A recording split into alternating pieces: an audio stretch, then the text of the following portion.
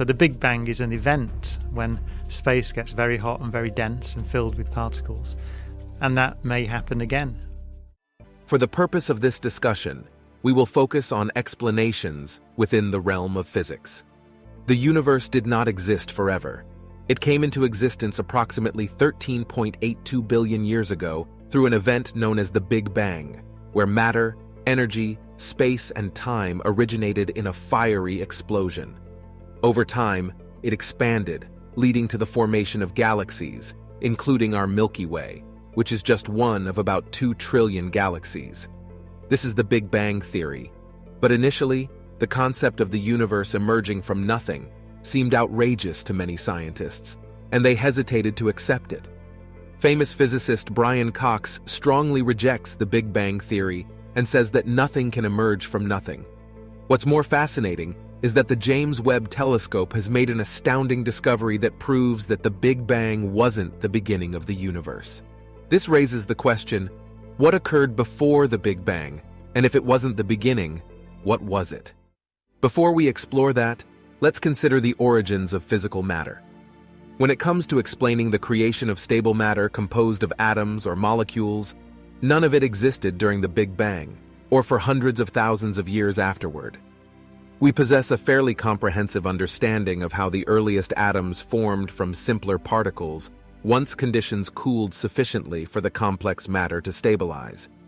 We also comprehend the fusion of these atoms into heavier elements within stars. However, this understanding fails to address the question of whether something emerged from nothing. Let us delve deeper into the past. The initial long-lasting particles of any kind were protons and neutrons, which constitute the atomic nucleus.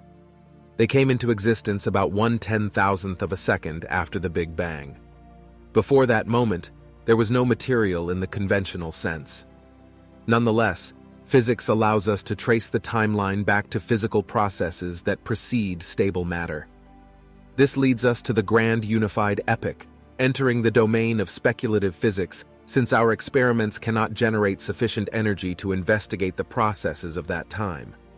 However, a plausible hypothesis suggests that the physical world consists of a mixture of short-lived elementary particles, including quarks, which are the fundamental constituents of protons and neutrons. During this epoch, matter and antimatter existed in roughly equal quantities. Each matter particle, such as the quark, possesses an antimatter counterpart that is almost identical except for one distinction. When matter and antimatter encounter each other, they annihilate, releasing a burst of energy. Consequently, these particles were constantly being created and destroyed. But how did these particles come into existence initially?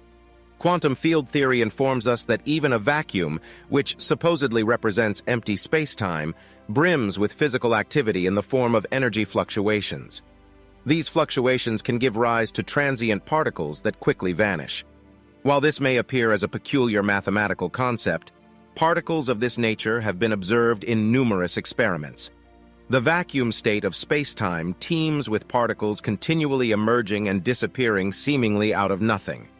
However, this implies that the quantum vacuum may be something rather than nothing, despite its name. The philosopher David Albert has criticized explanations of the Big Bang that claim to derive something from nothing in this manner. If we inquire about the origin of space-time itself, we can turn back the clock to the exceedingly ancient Planck epoch. This period occurred only 1/10,000,000th of a trillionth of a second after the Big Bang, and it was during this point that space and time became subject to quantum fluctuations. Physicists typically study quantum mechanics for the small-scale world of particles and general relativity for the vast cosmic dimensions. However, to gain a complete understanding of the Planck epoch, we require a comprehensive theory that combines quantum mechanics and general relativity, known as quantum gravity. While we haven't yet developed a flawless theory of quantum gravity, there have been attempts like string theory and quantum loop gravity, which suggest that space and time are not fundamental, but rather emerge from underlying quantum processes akin to waves on an ocean's surface.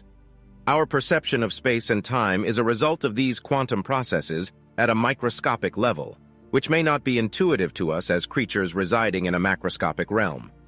During the Planck epoch, Our conventional understanding of space and time breaks down, and our reliance on cause and effect becomes unreliable.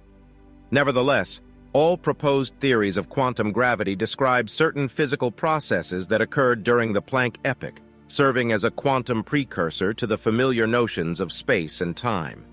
However, the origin of these processes remains unanswered. Until we make further advancements toward a unified theory encompassing all aspects of physics, we cannot provide a definitive answer. Currently, the most we can confidently state is that physics has not discovered any confirmed instances of something arising from nothing. There are proposals suggesting cycles originating from nearly nothing. To truly address the question of how something could emerge from nothing, we would need to elucidate the quantum state of the entire universe at the inception of the Planck epoch. All endeavors to accomplish this remain highly speculative. Some theories resort to supernatural explanations, such as a designer or creator, while others within the realm of physics propose ideas like the multiverse, which posits an infinite number of parallel universes or cyclical models of the universe experiencing repeated birth and rebirth. Renowned physicist Roger Penrose, who was awarded the Nobel Prize in 2020, has put forward a fascinating yet controversial model called Conformal cyclic cosmology to explain the nature of the universe. Penrose was intrigued by a remarkable mathematical connection between the early stage of the universe, characterized by extreme heat, density, and smallness during the Big Bang, and the future state of the universe, which is projected to be extremely cold, expanded, and devoid of matter. His radical theory proposes that these two states become mathematically identical when pushed to their limits. However, this nothingness is still a form of something. It constitutes a physical universe, albeit an empty one. The enigma lies in how the same state can be interpreted as both a cold, empty universe and a hot, dense universe, depending on the viewpoint. The answer lies in a complex mathematical technique known as conformal rescaling, which is a geometric transformation that alters the size of an object while preserving its shape. Penrose demonstrated that the cold, empty state and the hot, dense state could be connected through such rescaling, aligning their space-time structures, although not their sizes. It is admittedly challenging to comprehend how two objects can be identical in this manner despite having different sizes. However, Penrose argues that the concept of size loses its relevance in these extreme physical conditions. In conformal cyclic cosmology, the progression of events unfolds from an old and cold state to a young and hot state. The existence of the hot, dense state is a consequence of the cold, empty state, but this causality does not follow the familiar pattern of a cause preceding its effect in time. In these extreme states, both size and time cease to hold their conventional meanings. The cold, empty state and the hot, dense state effectively occupy separate timelines. From the perspective of an observer within its own temporal framework, the cold, empty state would continue indefinitely.